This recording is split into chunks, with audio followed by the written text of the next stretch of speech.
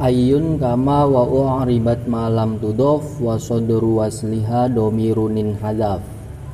Ayyun bermula isim mausul ayyun itu kama seperti isim mausul ma. Wa u'ribat dan dihukumi mu'rob apa ayyun malam tudof selagi tidak diidofahkan apa ayyun. Wa sodru wasliha halnya bermula sodar silahnya ayyun domirun adalah domir in hadzaf yang terbuang apa domir. Kemudian ayyun ya, salah satu dari isim mausul adalah ayyun. Kenapa dipisah? Karena dia memiliki hukum yang berbeda dengan isim mausul yang lain. Isim-isim mausul yang lain hukumnya mabni, ya kan? Karena dia memiliki keserupaan dengan huruf dari segi sama-sama butuh terhadap kalimat lain. Kalau isim mausul butuh terhadap silah dan aid. Nah, begitu juga ayyun. Ayyun sebenarnya karena dia tergolong isim mausul, dia butuh terhadap silah dan aid. Cuman yang membedakan ayyun dengan isim mausul yang lain, kalau ayyun adalah termasuk kalimat isim yang wajib diidofahkan. Seperti nanti dalam bab idofah, ayyun itu salah satu lafaz yang wajib diidofahkan. Karena ayyun diidofahkan, maka dia terlepas dari keserupaan dengan huruf. Karena yang namanya idofah adalah sesuatu yang menjadi ciri khas kalimat isim. Artinya ini adalah perebutan antara kelompok isim dengan kelompok huruf. Kelompok huruf memiliki senjata untuk mengambil ayyun menjadi kelompoknya karena ayyun memiliki keserupaan dengan mereka dari segi butuh terhadap kalimat lain. Tapi kelompok isim ini tidak membiarkan begitu saja. Mereka tetap memasang tanda atau ciri khas kelompoknya kepada si ayyun, sehingga meskipun si ayyun ini memiliki keserupaan dengan huruf, tapi karena ada ciri khas isim, maka si ayyun ini kembali ke pangkuan isim. Ini sama persis dengan pembahasan isim ghairu munsharif. Isim ghairu munsharif itu kan isim yang serupa dengan fiil, ya, sehingga dia tidak bisa menerima kasroh. Tapi seandainya isim ghairu munsharif ini diidofahkan atau kemasukan al yang merupakan idofah dan al itu merupakan ciri khas isim, maka isim ghairu munsharif ini kembali menjadi isim munsharif, bisa kembali menerima kasroh. Begitu juga ayyun. Makanya dia disendirikan pembahasannya, karena ada pembahasan tentang dia dihukumi mu'rob gitu. Ayyun kama itu maksudnya isim mausul ayyun seperti halnya ma. Sama-sama keduanya adalah isim mausul yang menunjukkan keumuman. Artinya bisa untuk laki-laki 1, 2 atau 3. Seperti halnya ma kan begitu. Bisa laki-laki atau perempuan 1 atau 2 atau 3. Ayyun juga begitu. Kemudian wa uribat malam tudof itu maksudnya ayyun dihukumi mu'rob selagi dia tidak diidofahkan dan sodar silahnya berupa domir yang terbuang. Artinya ayyun itu termasuk nanti dalam bab idofah, termasuk lafaz yang wajib diidofahkan, baik idofah lafzon. Idofah lafzon itu maksudnya mudhof ilaihnya wujud gitu, tidak dibuang. Atau idofah maknan. Kalau idofah maknan ini mudhof ilaihnya dikira-kirakan. Seperti dalam pembahasan awal yang namanya tanwin iwad, ya, tanwin iwad adalah tanwin yang menggantikan huruf atau kalimat atau jumlah. Untuk tanwin iwad yang menggantikan kalimat, contohnya seperti kullun nasi, semisal kullun nasi, kemudian kullu ini kan menjadi mudhof, an-nasi menjadi mudhof ilaih. Kemudian an-nasi ini yang menjadi mudhof ilaih dibuang dan digantikan oleh tanwin sehingga kita bacanya kullun, ya. Itu maknanya setiap manusia. Karena tanwinnya ini pengganti kalimat an-nasi gitu.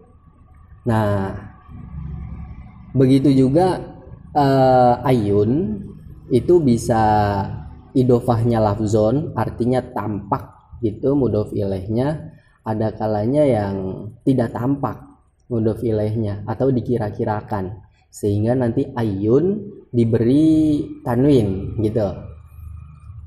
Selagi dia tidak diidofahkan secara lafzon, ya, maksudnya ini. Dan saudar silah itu maksudnya adalah silah itu kan ada kalanya jumlah, ya. Nah, kalau silahnya berupa jumlah ismiyah yang terdiri dari mubtada khobar, maka mubtadanya itu namanya adalah saudar silah. Jadi saudar silah itu hanya berlaku ketika silahnya berupa jumlah ismiyah, ya, yang mencakup mubtada dan khobar. Saudar silah dari ayun berupa domir yang terbuang. Ini langsung saja ke contoh, ya, contoh yang dihukumi mu'rob karena dia tidak berkriteria mabni. Karena yang berkriteria mabni itu adalah ketika si ayun ini diidofahkan secara lafzon, artinya mudhof ilaihnya tampak, dan saudar silahnya terbuang. Kalau seandainya tidak begitu, itu ya maksudnya bisa dia tidak diidofahkan secara lafzon, atau dia diidofahkan secara lafzon tapi saudar silahnya ada, itu maka hukumnya mu'rob. Nah, ini contoh yang mu'rob. Yu'jibuni ayyuhum huwa qaimun. Yu'jibuni membuat kagum terhadapku apa ayyuhum kaum manapun, huwa yang bermula ayyuhum, qaimun adalah orang yang berdiri. Nah, ini ayyu ini isim mausulnya, hum ini menjadi mudhof ilaih dari ayyu, sehingga ayyu ini mudhof, hum mudhof ilaih. Itu jadi dia diidofahkan. Kemudian huwa qaimun itu menjadi silahnya isim mausul ayyun. Ini silah berupa jumlah, ya, jumlah ismiyah, karena dia terdiri dari mubtada dan khobar. Huwa adalah mubtada, qaimun adalah khobarnya. Karena huwa ini tidak dibuang, huwa ini aidnya, ya, aid atau domir yang kembali kepada ayyun. Ini tidak dibuang, sehingga karena tidak dibuang maka ayyun dihukumi mu'rob. Ini dibaca ayyuhum, dibacanya ayyu karena menjadi fa'il.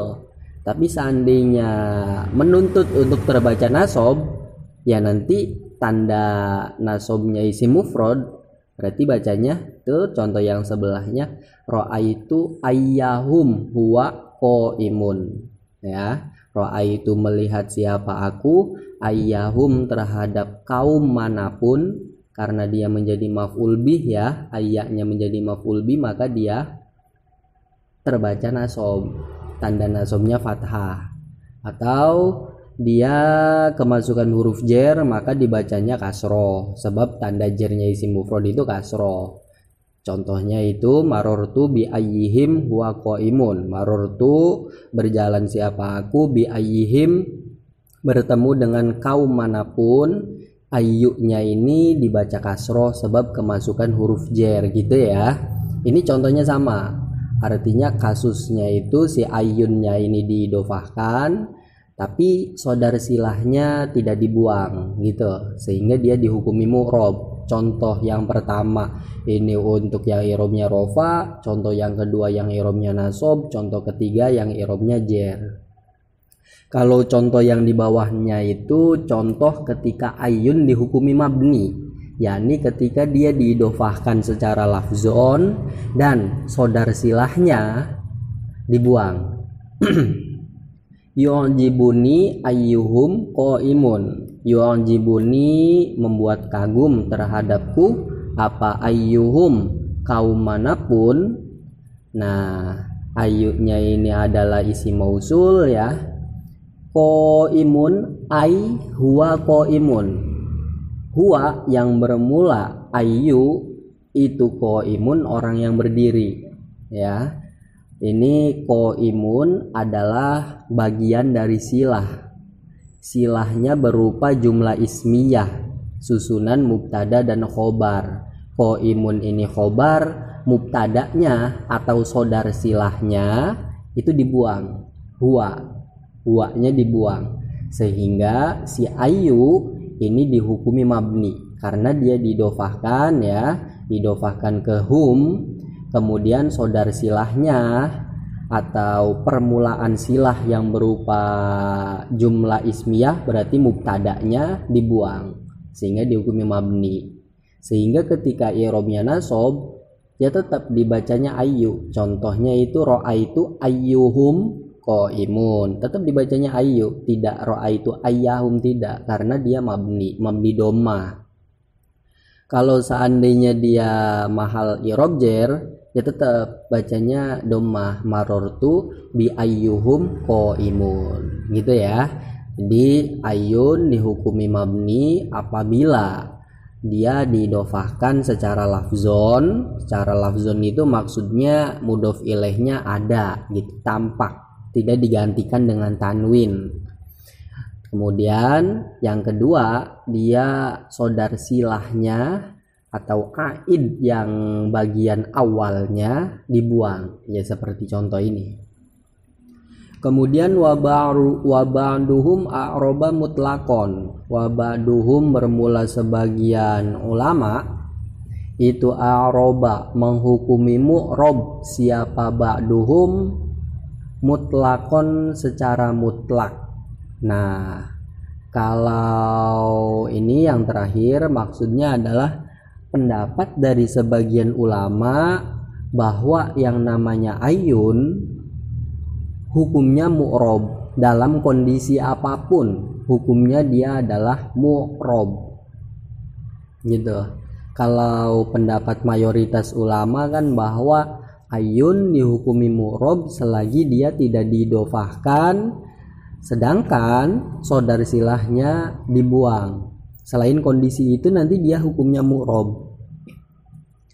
Tapi kalau seandainya kondisinya dia didofahkan secara lafzon dan sodar silahnya terbuang, maka dia dihukumi mabni. Kenapa dihukumi mabni? Kembali ke contoh yang di atas ya. Yang dihukumi mabni itu yu'jibuni ayyuhum qaimun. Karena kenapa ayinnya ini dihukumi mabni? Karena hum yang menjadi alasan ayun dihukumi mu'rob karena dia didofahkan, hum ini menggantikan posisinya sodar silah yang terbuang gitu. Sehingga seakan-akan si ayun ini tidak didofahkan kepada hum karena hum itu diposisikan di tempatnya sodar silah yang terbuang gitu. Sehingga posisi mudhof ilaihnya seakan-akan kosong. Ya, sebenarnya ini kecerdasan ulama nahwu saja ya, mengalasi. Tapi berdasar ini sebenarnya awalnya itu berdasar dari Al-Quran, kemudian hadis dan seterusnya. Kemudian baru ulama memberikan alasan. Gitu kalau kronologi ilmu nahwu itu begitu. Dan ada contoh dalam Al-Qur'an itu summalanalzi'anna min kulli syi'atin ayyuhum asyaddu 'alar rahmani atiyya. Summalanalzi'anna min kulli syi'atin ayyuhum asyaddu 'alar rahmani itiyya. Ayyuhum di sini kedudukannya menjadi maf'ul bih. Yang namanya maf'ul bih itu ya terbaca nasab, tanda nasabnya fathah.